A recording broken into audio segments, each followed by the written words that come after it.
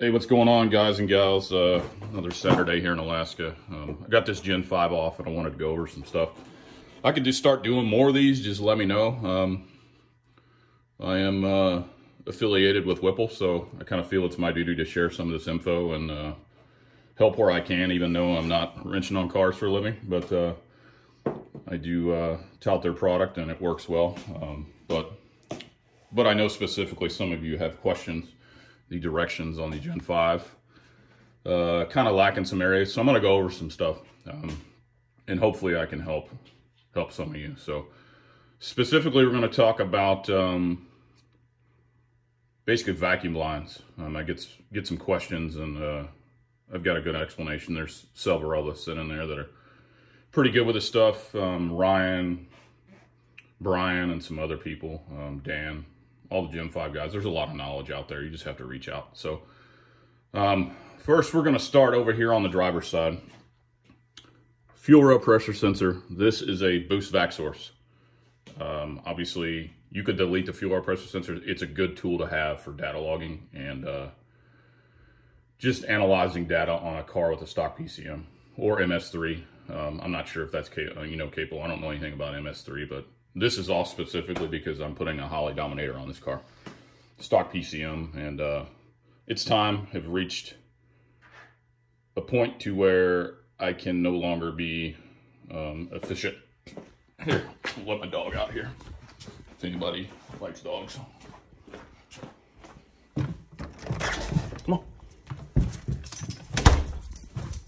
It's my dog, Lenny. It was a foster fail. A good dog, but we're gonna get back over here.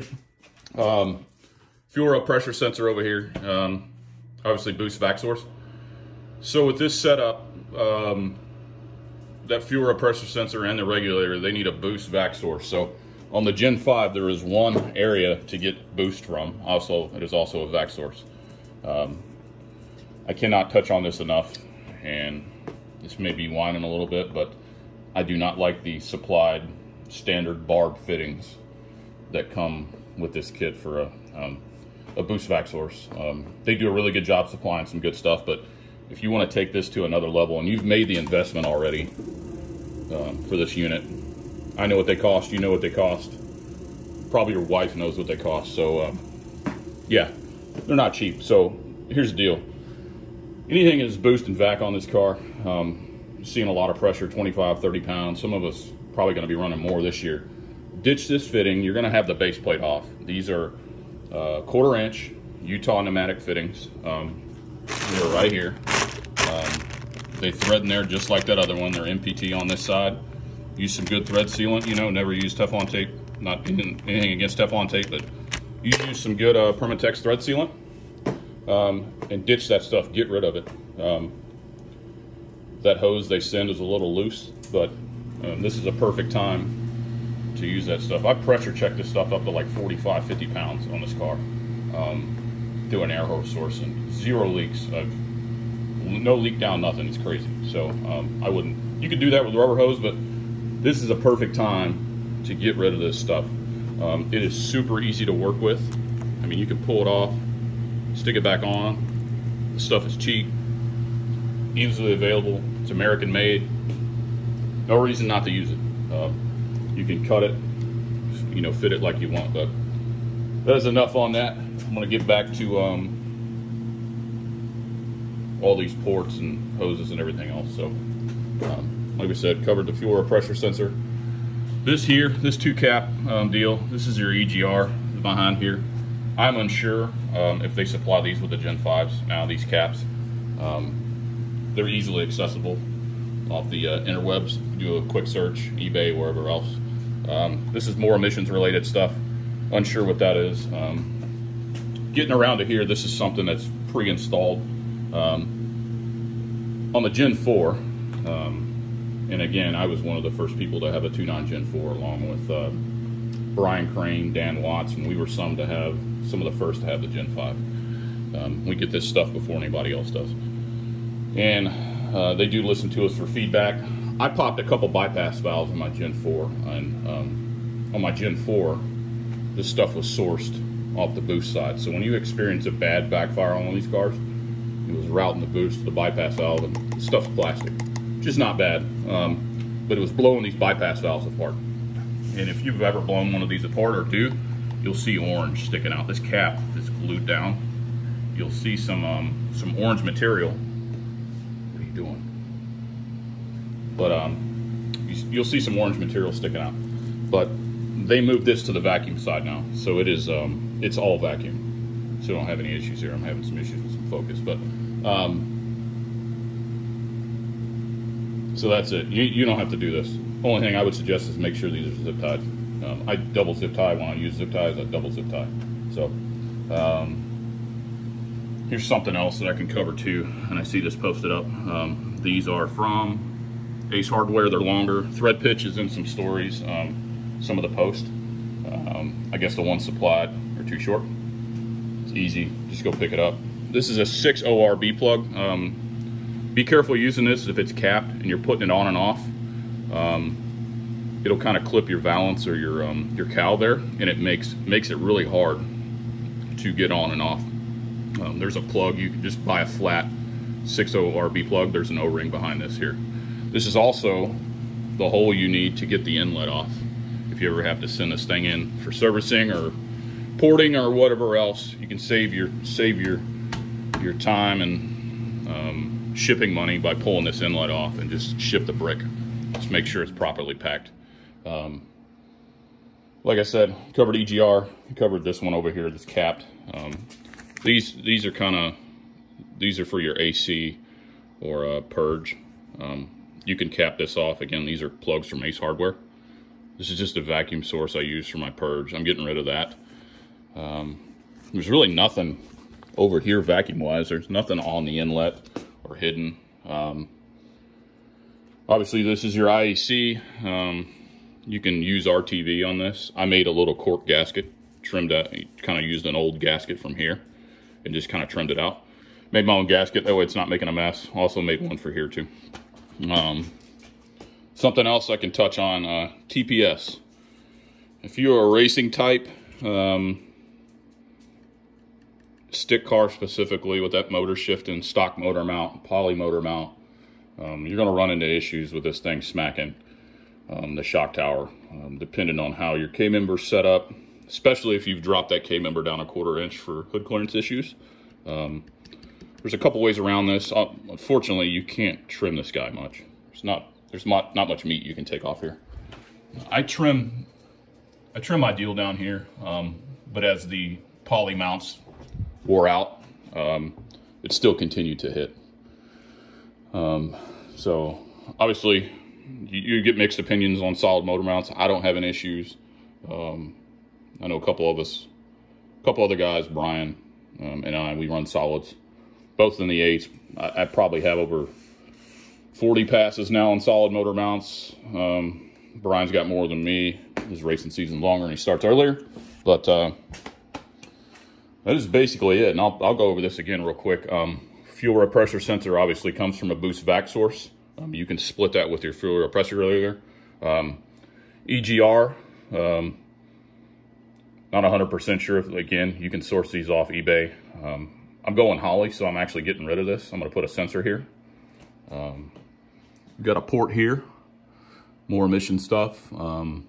Ace Hardware plug. I like how they look because they're stainless steel and they're polished and they're not those cheap pot metal plugs you get off Amazon or eBay. You ain't got to worry about this. This is your bypass valve setup. It's sourced off the vacuum side. Like I said, I am not a fan of these, the regular barb style fittings. And if you do use them, double zip tie them. Any boost source, vac source should be double zip tied, at a minimum single zip tied. We touched on the IET2 sensor here. Needs longer bolts from wherever, and I'll try to touch on something else here too. Let's talk O-rings real quick. See a lot of people posting about O-ring. Your brown O-ring goes here. It sets in the base plate here. And when I talk about base plate, this is your base plate. That brown O-ring that you get, the large one, will set down in there. And and that's the interface between the inlet and your base plate. So when the blower, when you smack the throttle shut or open, that's where it's bleeding the excess off. Let's also talk about, there's two portions here that I can go over, and I don't have the best lighting set up here.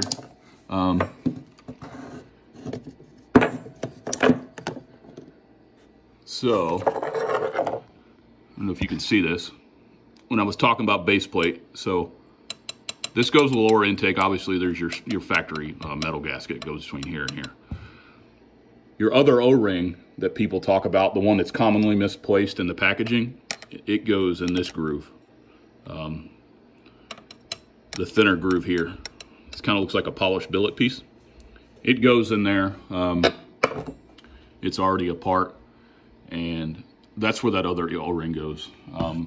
You'll see these two caps that also come with it. After you torque the base plate down,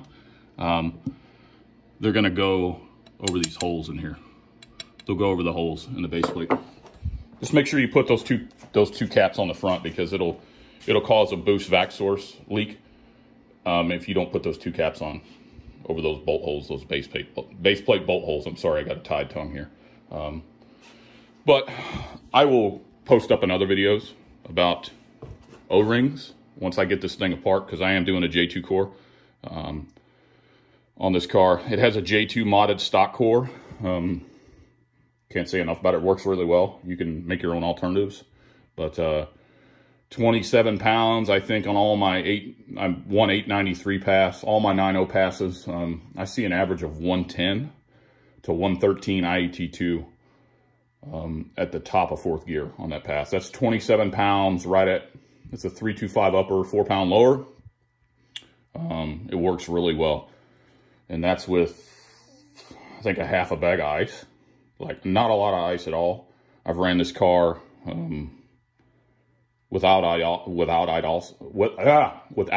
ice also, and I've seen around 120 IET2 in 75 degree weather. I've intentionally beat this car up, if you've seen some of my videos with Jared, in the warm heat that we get here in Alaska. And it's not that hot. I'm not saying it's hot here, but we do get some 90 degree days, and I will intentionally take this car out to see what the system does. But I got some really good data with that stuff. Like I said, 110 to 115 is normal for this car on a pass at the top of fourth. It's got 1-inch lines all the way through. 5-gallon trunk, tank trunk, trunk tank. I can't even realize why I'm getting so tongue-tied right now, but I got the EMP pump with it. I have no 90s in the system. If it does have 90s, they're very smooth transition. They're 1 inch all the way through. If I intercept the lines, it's got a 1-inch coupler. But I think I've got one of these couplers here.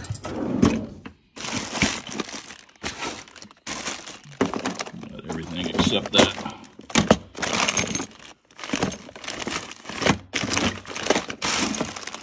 Yeah, so here these guys are. If you are splicing intercooler lines and hoses, this is what you need to be using. These are from Pegasus Racing. Really good aluminum joiners. That's the part number. That's for 1-inch lines. Obviously, you got 3/4 stuff. If you're using this stuff from the plumbing store, it's necking the ID down. So you can realistically get away with 1-inch feed and 3/4 return. But I'm gonna start doing more of these videos. Like I said, I'm not into the editing deal. I'll just post them up how I see them. If you got questions, let me know. And like I said, next one, I'll go over the O-rings when I get the blower part and post that one up. Hope everybody has a good weekend, and take care.